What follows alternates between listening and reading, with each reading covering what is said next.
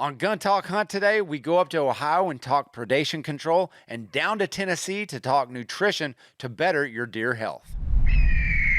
I'm KJ. You found the right place. We go all over this little blue orb, sharing stories and tactics about chasing wild game. Now, let's get on the hunt. Welcome in, all you Gun Talk hunters. I am your host, KJ, and this episode is brought to you by Range Ready Studios, Ruger Firearms, and Remington Ammo. Check out those deadliest mushrooms in the woods. All right. So here we go. Do you want a better herd? Do you want a better deer herd? Well, I've got two guys that really specialize in managing deer herds and growing the biggest bucks possible.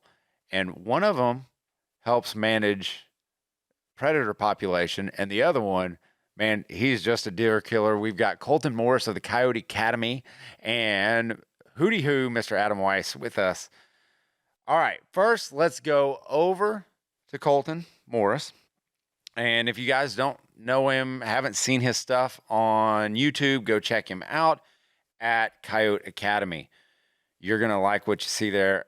I'm telling you what, every time I talk to this guy, he makes me want to go just kill every predator out there. Welcome in, Colton. Thanks for having me. All right, buddy.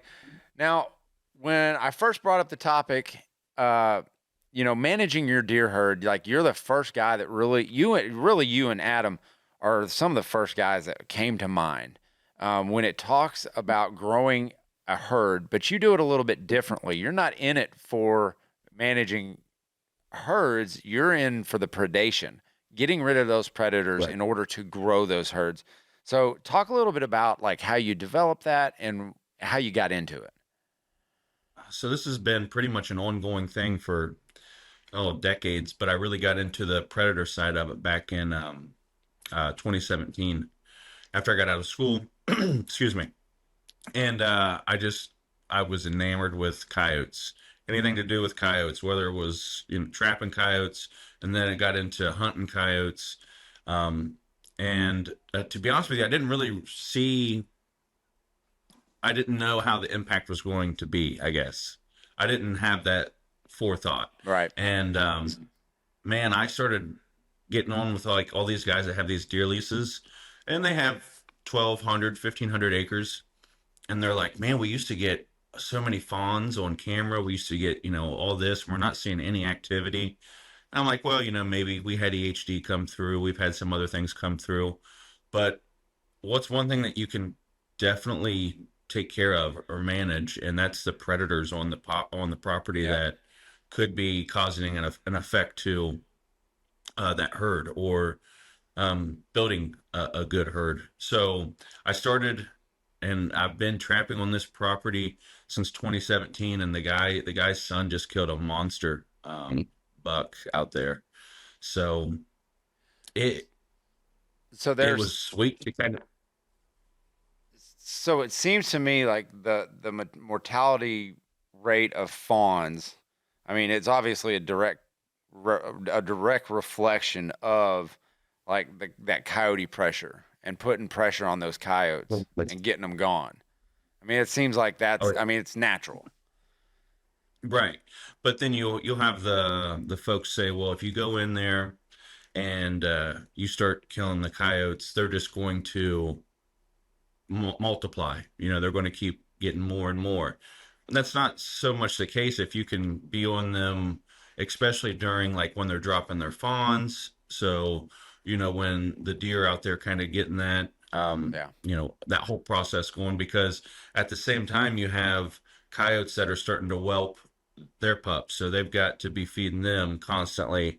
And they get off of, I guess, the nipple or whatever you want to, and then they go to solids. So you see a huge hit, in your small game, even up to some of your larger game. Well, and it like, so when those coyotes start coming off and eating solid foods, that's usually around the same time as those fawns start to develop. like they really start to develop and they're starting to, move around a little bit more.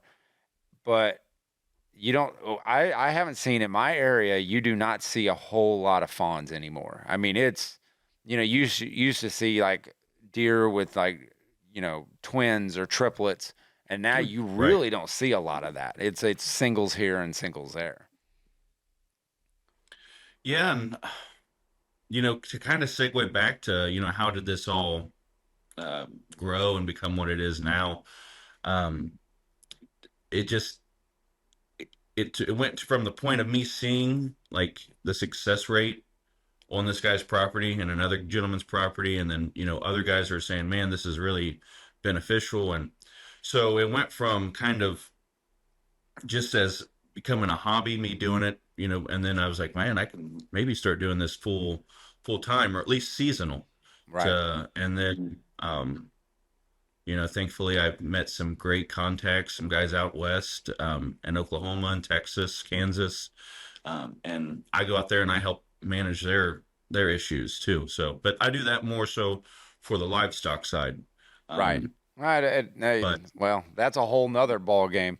That's actually protecting investments, right, and I right, mean, and so, but so how did I guess where I want to go with this is when do you start and how many years does it take to start seeing a benefit? I mean, or if guys are like, you know what, we need to start, thinning out the herd as far as coyotes and predators are concerned, whether it's bobcats, coyotes, whatever it is.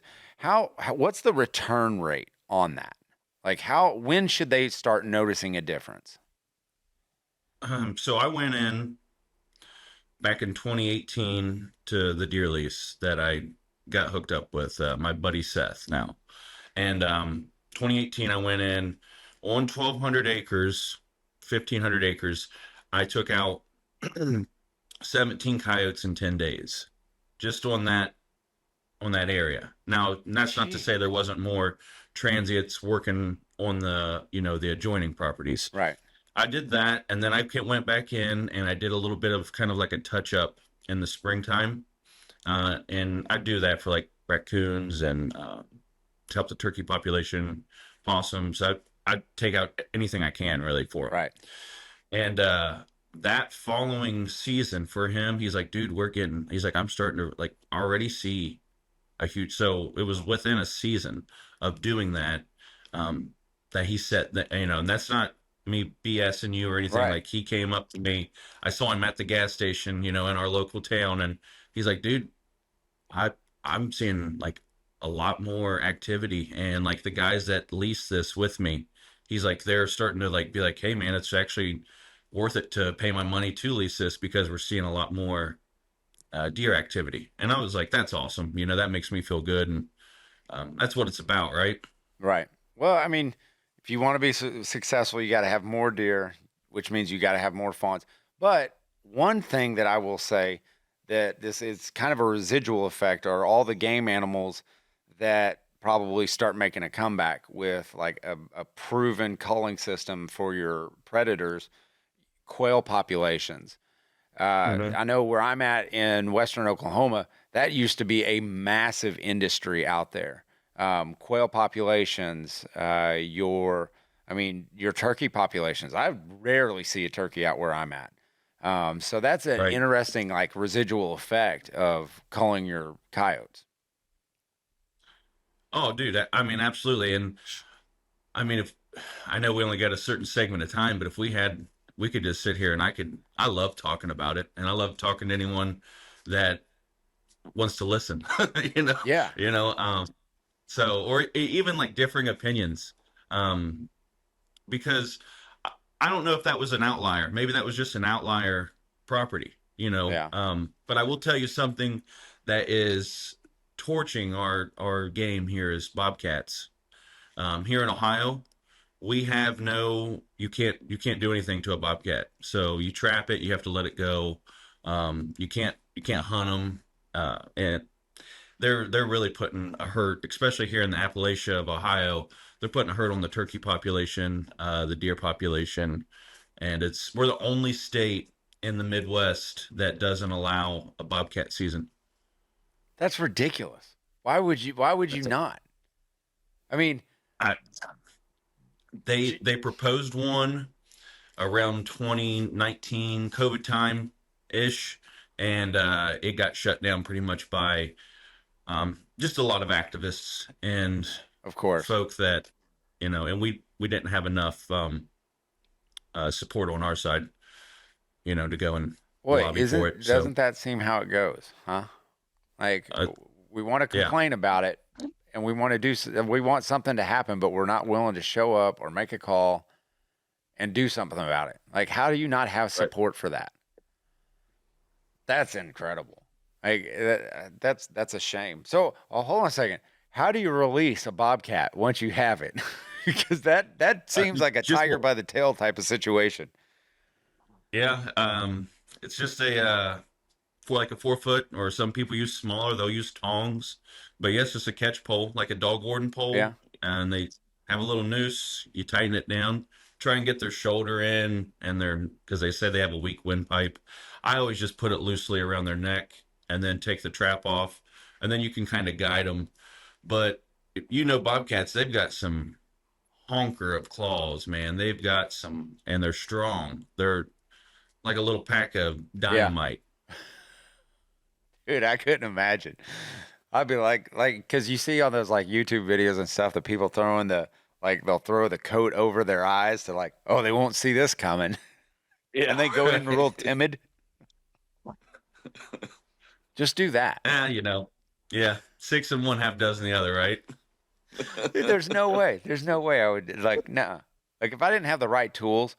So before we head to a break, really quickly, kind of discuss the Coyote Academy and getting people started on this, because I know a lot of people are interested, but they're like, man, it's like there's a time commitment. Yes, there is a time commitment involved and a monetary value attached to this, but you can learn how to do this efficiently.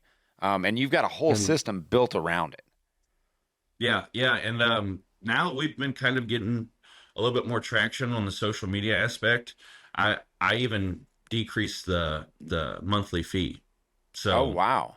just to try and help those out. It's cheap, man. It's dirt cheap. But with the Coyote Academy, we literally go from A to Z on what is a coyote, what's their habitat, what like the biology of it, all the way up to getting prepped for your season with your trap, getting your land, getting your permissions, and then even if you want to go through and process the fur, or process the glands, or process Mm. the skulls, because there are some niche markets out there, and you know if you're just doing it just to manage your herd, I know a lot of people, they'll just dispatch the animal and then kind of, let Just Mother discard it. Nature take care of. Yeah. Yeah.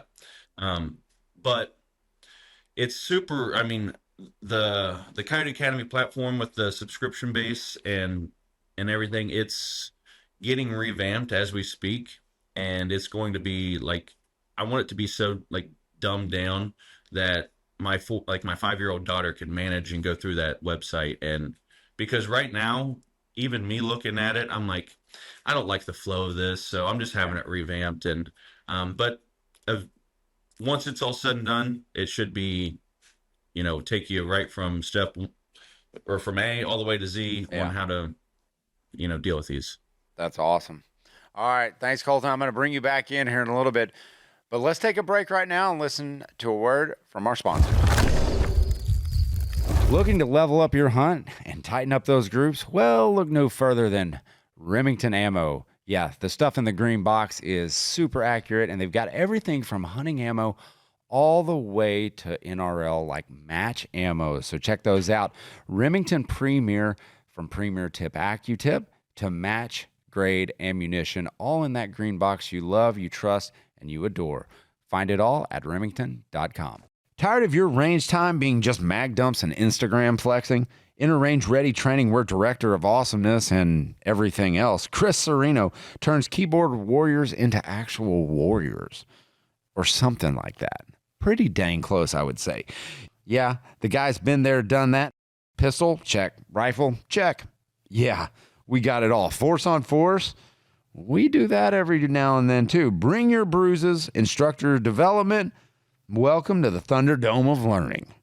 It's more than training, it's range ready because real life doesn't come with a respawn button. Looking for a rifle that's short, sharp, and way more precise than you on your best day? Meet the Ruger American Gen 2 Scout, the Gun Talk Edition. This thing's compact powerhouse dressed in Cryptek Obscura Nox camo with a smoked bronze Cerakote finish like Tactical Fashion Week, but with more recoil. Chambered in 5.56 NATO or 308, it's got a threaded barrel, installed high comb, and the kind of accuracy that forgives your bad decisions.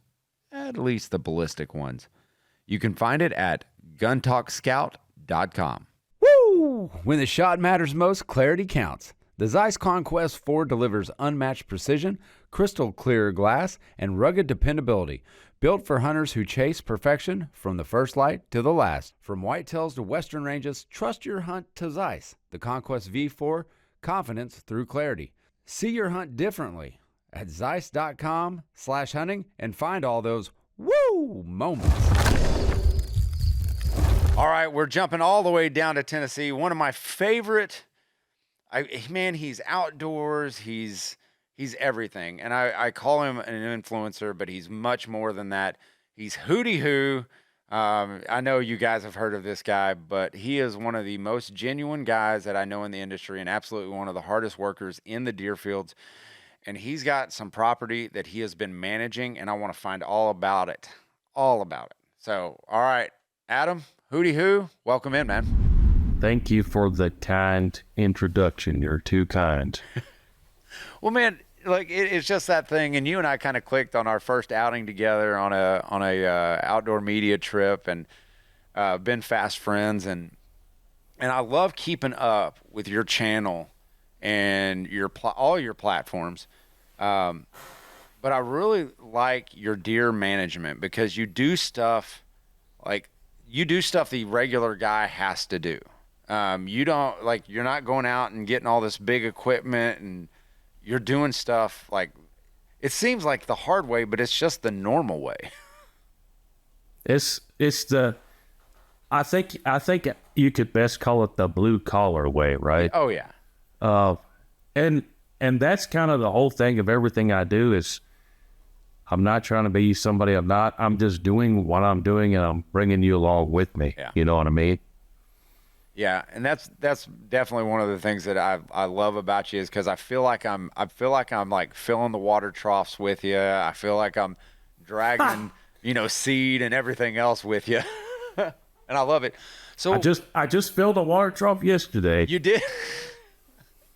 I'm telling you, but it's little things like that matter, because what you've done is you've got a property and you've really kind of started to grow that for your deer herd, for your turkey herd, and really doing it, just because you love the game, you love the sport of it, and you love to bring your kids along and take your kids out hunting and have them be successful. So what lessons have you learned by doing little things like that? So, again, just like he was talking about coyote hunting, I could talk about this all day. We could talk about this all week. I love to talk about this stuff, but that's a question I get, on a daily basis. And kind of the elevator pitch that I give people is, what do you need to survive? Food, water, shelter. That's what the deer and that's what the turkeys need. It's the same thing. And of course it depends on the regulations and where you live and yada, yada. But I tell you, the biggest swing in what I've done in the past 2 years, I got from this guy. I'm a nerd for deer stuff. If there's data published on deer, I eat it up. Yep. And I love hearing, even if it's people's opinions different than me, I love to eat it up and see what worked for you. If it works for you, it might not work for me, but it might, and I want to try. Right. The biggest piece of advice that kind of changed my life, if you want to call it like that, in regards to deer specifically, whitetail, I used to try to turn up all the dirt I could, maximize food plots. Like if I got, whatever it is, 5 acres, 10 acres, I'm going to do it all in corn, all in soybeans. This guy, he actually lives in Tennessee. He has a business called, I think it's called Whetstone Properties. And I was listening to one of his videos, just going down the road or something. And he said, no, you need more bedding habitat. So the past 2 years, I've done much smaller food plots, and I've let a bunch of just natural grasses go. Yeah. And guess what? Sure enough, walking through there, oh, the deer are sleeping here. Oh, there's a bedding spot there. There's a bedding spot here for much smaller food plots where we still got food for them and we got the water troughs, but increasing the bedding area. And last year, I shot the biggest buck I've ever shot on a 6-acre piece of land. And it just, blows my mind. And this year, I've got more bucks on camera than I've ever had. Yeah. And I would kick back a big piece of that too, increasing the bedding area and making smaller food plots. See, and that goes to the thing that it doesn't have to be, you don't have to have 1,200 acres. You don't have to have 24,000 acres. You have to have the right 5 acres, the 2 acres. Like, you just have to have the right stuff and the right implements there. And whether it's predation control or figuring out something like more bedding cover to house them there because that's their home and they feel comfortable there. Like, I feel like that is more important than having a lot of property, because you can have a lot of property and it be the wrong property. Yeah, absolutely. And I don't claim to be an expert on anything, but I love talking about, my experiences and what worked for me. But I think that's huge. If people don't talk about enough is bedding areas for deer. Well, it's interesting because I find myself gravitating when season comes. I find myself gravitating to those bedding areas and hitting them when they're coming off the food, because they're going to spend more time in that bedding cover and pushing does around, coming in and scent checking those areas than they are like on the food plots. Because once that sun starts to come up, and like a lot of the food plots, what I call food plots, they're just wheat fields or, any type of like natural, grasses. They're going to be off those before that sun gets up, because they know that's when the traffic starts. That's when so they're headed to bed. So I find myself like focusing more attention on that bedding cover you're talking about.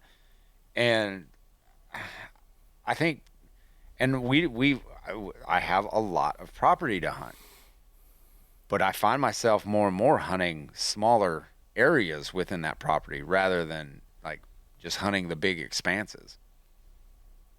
Wait, and there's another random piece of advice that just popped up in my head, which is going to sound pretty lame when I say it, but I tell this to people all the time too. You can't shoot deer where there's no deer. I mean, you know what I'm saying? Yeah. Like, I've spent a lot of time and wasted a lot of hours deer hunting where there's no deer. Yeah. And that's never going to work. Yeah. But you go back and you look at, like, because we're talking about the health management of the deer, and part of it is predation, part of it is having the right stuff, the nutrition, the bedding cover, the water. And adding that to your property to enhance it, to make it better, to draw those deer in. I spent youth season sitting there hunting a bunch of the wrong stuff because sometimes I go away from, I'm like, well, I've seen deer here this early a year and they're going to be coming off food, going to bedding, and they just never do. Like, maybe they let out, like 200 head of cattle, the day before, and it's just not going to happen. But it all goes back to that food, water, shelter thing. When you start looking at where you need to be focusing your attention. What are you doing in your off season? Which we're not in off season, we're in the middle of season, but like, what's your off season nutrition look like? So I do spring food plots. I do fall food plots. And kind of the same thing. I've tested a lot of things in the areas that I hunt as far as what has worked for me and what hasn't worked for me. But the basics of what I try to do, I just did 2 videos on it here recently where I show a map. Here's the property I'm planting. And I'm planting this last fall food plot I planted 6 different blends. Okay. And that I planted was probably 3 acres on that one. So even 3 acres is not that much, but even inside that 3 acres, I did 6 different blends. Okay. So whether it's something they're going to be eating in September or something like turnips that they're going to want more in January at the end of season, we've got it all there. Okay. Just giving them a variety. So they got a buffet. Yeah. You know? I mean, sometimes I think like deer are a lot like us. Like sometimes they want variety. They want a buffet. Like every night they just don't want steak. And so we had planted a long time ago because we had gotten out because I'm not close anymore where I can monitor and plant and all that good stuff. We used to, whatever the neighbor was doing, we would do pretty much the opposite. Like if he's running just winter wheat, I would be like, all right, we're going soybeans or something, or corn or something like that. So I'm mixing it up. I'm going the opposite direction of what other folks are doing. I don't know if that's a good strategy, but we had a lot of deer on our place those years. Well, and as something easy to do, especially, if you don't have a bunch of time or the tractors or whatever, you're just going out with a rake, maybe even in the woods. Clover and chicory, you can't go wrong. Yeah. I'm talking about whitetail. I can't tell you how many bucks I've shot with a piece of chicory hanging out their mouths. They just eat it. Yeah. Yeah. That's true. All right. Before we bring everybody back in, before we bring Colton back in, you always find, and that's one of another reasons why I love the WhoTeeWho channels, whether you're on Instagram, whether you're doing Facebooks or you're doing YouTubes, is that you're always finding like that random gun or the random, like, what gun have you found recently you're like, that you could tell our listeners and our viewers to say, this is one gun you haven't thought of or you discounted that you really need to check out? You mean like a cartridge or like a specific model? Let's say a specific model. Let's say, okay. It seems like you're always either at a pawn shop or you're always somewhere and you're like, you will not believe I found one of the most accurate rifles, like for a dirt cheap price. You always seem to come up with some really interesting finds. Well, and this is something, this is a can of worms too. It's part of what I do and what I enjoy doing is, I can say that as a blanket statement because I proved it. 99.9% of rifles will shoot great if you feed them the right ammo and you have half decent trigger control. Yeah. You might have to test 10 different types of ammo for that one, but almost any gun, I don't care if it's a $300 gun or a $2,000 gun, you can get just about any gun to shoot well. Yep. But a lot of the stuff I do is budget friendly because that's kind of what I do is the blue collar stuff. Yep. I'm not a rich guy. I'm going to the store and say, what's the cheapest 30-06 you got? I'm going to rattle off a couple. Yep. So Savage has the 334, or it came out called the Stevens 334. Yeah. It's like, it's going to be the cheapest gun that your shop has. And I've had the 30-06, I've had the 243, I've had the 6.5 Creedmoor. All of them shot less than an inch group. No kidding. Super cheap gun. Savage has the 110 Trail Hunter. I love that rifle threaded barrel. It's a heavy barrel, almost every hunting caliber. Every single one I bought, small groups. Ruger Americans are super popular. I bought pretty much every one they ever came out with. I've got another one on the way right now. If you haven't heard of it, you might have, KJ, because you're in the know on everything. Yeah. I just found out about it. I actually have a video coming out tonight about this. Ruger just came out with the Ruger American Prairie. It's a bull barrel Ruger American. No kidding. See, I did not know about that. I just ordered one for my shop. I saw it on our website. Yeah, sure enough, it got launched like 5-6 days ago. I called my shop and said, order me one of these guns. Yeah. A bull barrel, budget-friendly bull barrel. Now that's Ruger American, cool. yeah. That'll help guys out for sure. Bull barrels They might not be fun to carry, but man, if you're hunting from a stand or something, they're great. Yeah. That's And the all. last one that I absolutely love is a CVA Cascade. I know you know about those, but I've had a bunch of those, and they shoot good, and for the money, they're great. Dude, that's awesome. All right.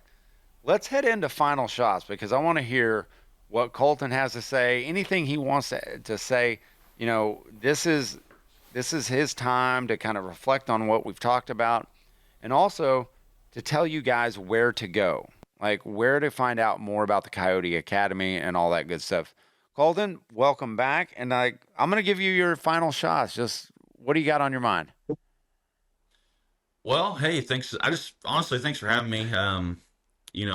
I've kind of been a fan of yours and actually WhoTeeWho's for a while. I watched you do the Savage 243 precision, I believe, or were you doing a 6.5 Creedmoor? I don't know. I watched you shoot that, and I really got into the thermal side of predator control and coyotes. So now I'm not only just doing the trapping aspect, but I'm expanding into the predator control with thermals at night. And honestly, I think that's going to be a huge game changer for a lot of folks when it comes to having me manage their property or help out with their deer herd. But my final thoughts are, man, I'm thankful, very fortunate to even be in your guys' presence. Honestly, no, come on. I feel like no. Well, man, we love having you on. I definitely, hey, I have some property in Oklahoma. You are welcome to cover it anytime you want. I'll drop you all the pins you want. You can have any coyote you want. I did shoot one during youth season that, man, his hide was absolutely gorgeous. And I don't know if it was just he got lucky and, you know, they're beautiful this time of the year. I couldn't agree more. I usually start trapping in October, and just with my work schedule and because I'm a provider in the medical field, I just can't. I didn't have the time. Well, and also I'm taking a lot of my vacation time to go out west to help those guys out. Right. So I'll be doing multiple trips out there. So I might take you up on hitting that Oklahoma piece for you, dude. Anything you want, it's yours. Take them all. All right, let's jump over to WhoTeeWho. Adam, what you got for final shots? Yeah, it's the same thing coming through Tennessee. I mean, you call me, we'll hang out. I've actually got coyotes that leave me a present just about every night in my driveway, believe it or not. Yeah, it's ridiculous. And small tidbit fact, I live in Tennessee. In Tennessee, it is illegal for us to night hunt coyotes with thermals. And that's the dumbest law. Every state that touches Tennessee, you can do it. I've got cattle farmers all the time that call me, friends of friends, and can you have that guy come out and shoot coyotes? And I say, absolutely not. It's illegal. I can't do it. I'll come in the daytime and call. And they're like, well, that's not when they're messing with my cows. I said, call the state. I can't do anything about it. So that's kind of a bummer in our state. Last year, they did change the law where we can have a thermal on a shotgun. Oh, wow. Like it's either the first 30 minutes or first hour of darts. And it's only on a shotgun. No way. I don't even want to fool with that. But yeah. No. Shotgun. Come on. That's ridiculous. Can you have suppressors? Oh, yeah. We can have suppressors on anything we want, but... See, Illinois, my buddy lives in Illinois, and they can't have suppressors. So, it's like, dang, go on. Every state, and you know what? You guys would be great because Mike Perkins over the Whiskey and Windage podcast, he wants to do an episode over just that. Exactly what you guys are talking. The crazy hunting rules from states across the country. I talked to him. He lives near me. That dude, doesn't he live in Nashville? He is phenomenal. Yeah. He is good people. And if y'all need to hook up, for sure.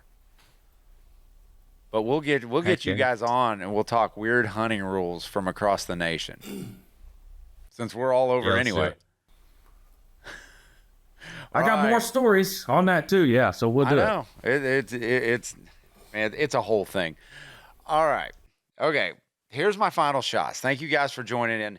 Whether you're out west, whether you're in the southeast, or whether you're in the north, herd management matters. If you want to better your herd through nutrition, through predatory control, it's time to do it. And like both my guests say, like they started as just curiosity and it has exploded into what they are now. So get out there, manage those properties, manage those predators, and you're going to have more success in the deer fields. That's it for me. Gun Talk Hunters, you know the drill. Keep those muzzles pointed in a safe direction and always be on the hunt.